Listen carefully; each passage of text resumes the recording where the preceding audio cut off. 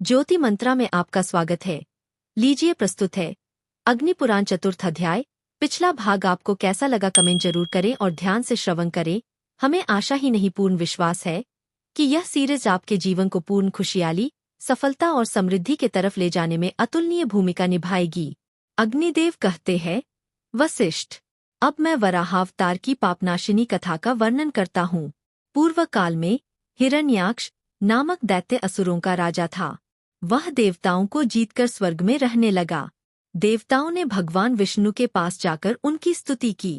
तब उन्होंने यज्ञ वाराह रूप धारण किया और देवताओं के लिए कंठक्रूप उस दानव को दैत्यों सहित मारकर धर्म एवं देवताओं आदि की रक्षा की। इसके बाद वे भगवान श्रीहरि अंतर्धान हो गए। हिरण्याक्ष के एक भाई था जो हिरण्यकशिपु के नाम से प्रसिद्ध था। उसने देवताओं के यज्ञ भाग अपने अधीन कर लिए और उन सबके अधिकार छीनकर वह स्वयं ही उनका उपभोग करने लगा। भगवान ने नृसिंह रूप धारण करके उसके सहायक असुरों सहित उस दैत्य का वध किया। तत्पश्चात संपूर्ण देवताओं को अपने अपने पद पर प्रतिष्ठित कर दिया। उस समय देवताओं ने उन नृसिंह का स्तवन किया। पूर्व काल में देवता और असुरों में युद्ध हुआ। उस युद्ध में बलि आदि दैत्यों ने देवताओं को परास्त करके उन्हें स्वर्ग से निकाल दिया। तब वे श्रीहरि की शरण में गए। भगवान ने उन्हें अभयदान दिया और कश्यप तथा अदिति की स्तुति से प्रसन्न हो वे अदिति के गर्भ से वामन रूप में प्रकट हुए। उस समय दैत्यराज बलि गंगाद्वार में यज्ञ कर रहे थे।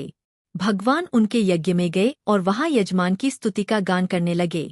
वामन के मुख से वेदों का पाठ सुनकर राजा बलि उन्हें वर देने को उद्यत हो गए और शुक्राचार्य के मना करने पर भी बोले, ब्राह्मण, आपकी जो इच्छा हो मुझसे मांगे, मैं आपको वह वस्तु अवश्य दूंगा। वामन ने बलि से कहा, मुझे अपने गुरु के लिए 3 पग भूमि की आवश्यकता है, वही दीजिए। बलि ने कहा, अवश्य दूंगा। तब संकल्प का जल हाथ में पड़ते ही भगवान वामन अवामन हो गए। उन्होंने विराट रूप धारण कर लिया और भूलोक, भुवरलोक एवं स्वर्गलोक को अपने 3 पगों से नाप लिया। श्रीहरि ने बलि को सुतल लोक में भेज दिया और त्रिलोकी का राज्य इंद्र को दे डाला। इंद्र ने देवताओं के साथ श्रीहरि का स्तवन किया। वे तीनों लोकों के स्वामी होकर सुख से रहने लगे। ब्राह्मण, अब मैं परशुराम अवतार का वर्णन करूंगा, सुनो। देवता और ब्राह्मण आदि का पालन करने वाले श्रीहरि ने जब देखा कि भूमंडल के क्षत्रिय उद्धत स्वभाव के हो गए हैं, तो वे उन्हें मारकर पृथ्वी का भार उतारने और सर्वत्र शांति स्थापित करने के लिए जमदग्नि के अंश द्वारा रेणुका के गर्भ से अवतीर्ण हुए। भृगुनंदन परशुराम शस्त्र विद्या के पारंगत विद्वान थे। उन दिनों कृतवीर्य का पुत्र राजा अर्जुन भगवान दत्तात्रेय जी की कृपा से 1000 बाहें पाकर समस्त भूमंडल पर राज्य करता था। एक दिन वह वन में शिकार खेलने के लिए गया। वहां वह बहुत थक गया। उस समय जमदग्नि मुनि ने उसे सेनासहित अपने आश्रम पर निमंत्रित किया और कामधेनु के प्रभाव से सबको भोजन कराया। राजा ने मुनि से कामधेनु को अपने लिए मांगा, किंतु उन्होंने देने से इनकार कर दिया। तब उसने बलपूर्वक उस धेनु को छीन लिया। यह समाचार पाकर परशुराम जी ने हैहपुरी में जा उसके साथ युद्ध किया और अपने फरसे से उसका मस्तक काटकर रणभूमि में उसे मार गिराया। फिर वे कामधेनु को साथ लेकर अपने आश्रम पर लौट आए। एक दिन परशुराम जी जब वन में गए हुए थे, कृतवीर्य के पुत्रों ने आकर अपने पिता के वैर का बदला लेने के लिए जमदग्नि मुनि को मार डाला।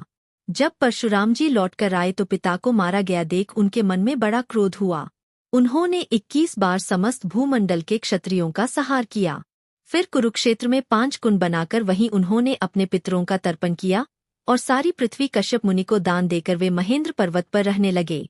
इस प्रकार कूर्म, वराह, नृसिंह, वामन तथा परशुराम अवतार की कथा सुनकर मनुष्य स्वर्गलोक में जाता है। इस प्रकार आदि आग्नेय महापुराण में वराह, नृसिंह, वामन तथा परशुराम अवतार की कथा का वर्णन नामक चौथा अध्याय पूरा हुआ। इसके अगले अध्याय को सुनने के लिए चैनल को सब्सक्राइब कर बेल आइकॉन को दबाकर नोटिफिकेशन को ऑल कर ले। जीवन को सफल बनाने के लिए अध्यात्म से जुड़ना ही सर्वोत्तम मार्ग है। खुद भी जुड़े, औरों को भी जोड़े। इसी तरह दीप से दीप जलाकर समाज ने छुपी बुराई रूपी अंधकार को ज्ञान के प्रकाश से दूर करने में अपना योगदान दें।